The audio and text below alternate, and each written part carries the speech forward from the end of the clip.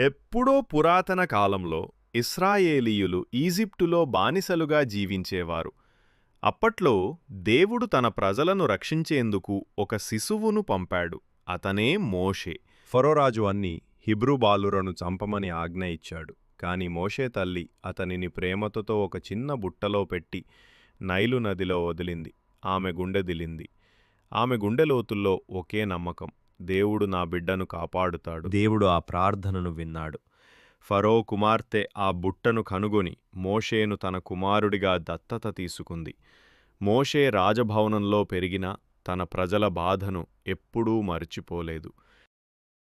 ఒకరోజు ఒక ఈజిప్షియనుడు హిబ్రూ బానిసను వేధిస్తున్నప్పుడు మోషే ఆగ్రహంతో అతన్ని రక్షించాడు. తర్వాత భయంతో ఎడారికి పారిపోయాడు. అక్కడ దేవుడు అతనికి ఒక అద్భుతమైన దృశ్యంలో ప్రత్యక్షమయ్యాడు.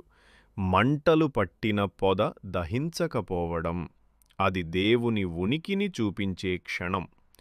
దేవుడు అన్నాడు, ఫరో దగ్గరకు వెళ్ళి చెప్పు, నా ప్రజలను విడిపించు. మొదట మోషే భయపడ్డాడు. నేను మాట్లాడలేను ప్రభూ అని అన్నాడు. కాని దేవుడు అతనికి ధైర్యమిచ్చాడు. భయపడవద్దు, నేను నీతో ఉంటాను. దేవుని శక్తితో మోషే అనేక అద్భుతాలు చేశాడు. చివరికి ఫరో ప్రజలను విడుదల చేశాడు. మోషే ప్రజలను ఎర్ర సముద్రం గుండా నడిపించాడు. నీరు విడిపోయి వారు ఎండిన నేలమీదుగా నడిచారు.